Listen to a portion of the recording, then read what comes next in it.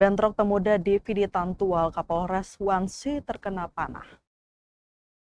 Insiden bentrok antar kelompok pemuda di Desa Piditan, Kecamatan Dula Utara, Kota Tual, Selasa sore 24 Februari 2026 berujung pada luka yang dialami Kapolres Tual dan seorang warga. Peristiwa ini terjadi saat aparat kepolisian turun langsung ke lokasi untuk menghentikan pertikaian yang sempat memanas antara dua kelompok pemuda. Menurut keterangan Kabid Humas Polda Maluku, Kombes Pol Rosita Umasugi, peristiwa bermula dari ketegangan antara kelompok pemuda Kompleks Piditan Kampung Lama dan Piditan Kampung Baru. Situasi yang awalnya berupa adu mulut berkembang menjadi bentrok terbuka. Kedua kelompok terlibat aksi saling serang memicu kepanikan hingga sekitar dan berpotensi meluas ke wilayah lain.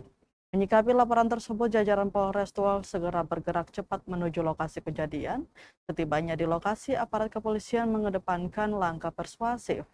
Aparat memberikan imbauan kepada kedua kelompok untuk menghentikan aksi kekerasan dan membubarkan diri secara tertib.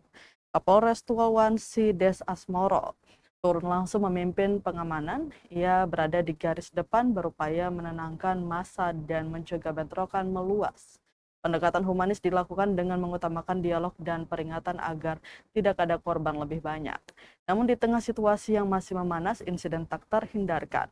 Kapolres Tual terkena anak panah yang mengenai lutut kaki kirinya saat sedang berupaya melerai. Selain Kapolres, seorang warga Piditan Kampung Baru berusia 19 tahun juga mengalami luka di bagian kaki akibat bentrokan tersebut. Kedua korban segera dievakuasi ke Rumah Sakit Umum Karel Satsuitubun, Langgur untuk mendapatkan penanganan medis. Kabid Humas memastikan kondisi Kapolres dan warga tersebut dalam keadaan stabil dan masih menjalani perawatan. Untuk mencegah benturan susulan, aparat tambahan dari Satrimo Polda Maluku dikerahkan ke lokasi. Penempatan personil dilakukan secara proporsional di wilayah yang berpotensi terjadi gesekan. Langkah ini diambil guna memastikan situasi benar-benar terkendali dan memberikan rasa aman bagi masyarakat di kedua wilayah.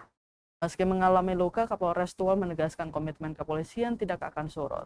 Sebagai langkah lanjutan, aparat keamanan bersama unsur TNI, pemerintah desa, serta tokoh masyarakat akan menggelar dialog bersama guna meredakan ketegangan. Pendekatan musyawarah dan rekonsiliasi dinilai menjadi solusi utama menjaga harmoni sosial. Hingga Selasa malam, kondisi di wilayah Piditan dilaporkan berangsur kondusif. Aparat tetap bersiaga dan mengimbau masyarakat untuk tidak terprovokasi. Peristiwa ini menjadi pengingat bahwa konflik horizontal di tingkat pemuda dapat dengan cepat memicu korban.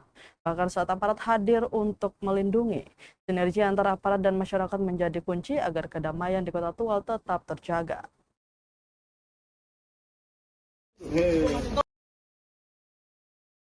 Download Tribun X sekarang, menghadirkan lokal menjadi Indonesia.